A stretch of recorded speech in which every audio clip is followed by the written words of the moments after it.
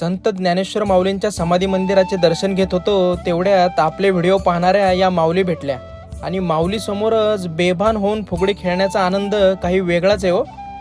आज या सगळ्यांना माऊलीच्या कुशीत झोपायचं सौभाग्य मिळालं होतं.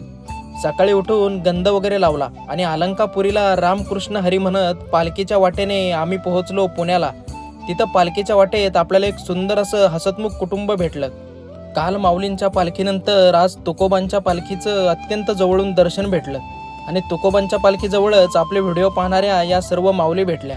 आणि मित्रांनो, वारीची ही परंपरा या सर्व व्यक्तींमुळे टिकून राहिलेली आहे. ती शक्य होईल तेवढी आपण पुढे नेली पाहिजे. वारीतील आठवणी मनात साठवून पवित्र अंतकरणाने आम्ही निघालो परतीच्या प्रवासाला.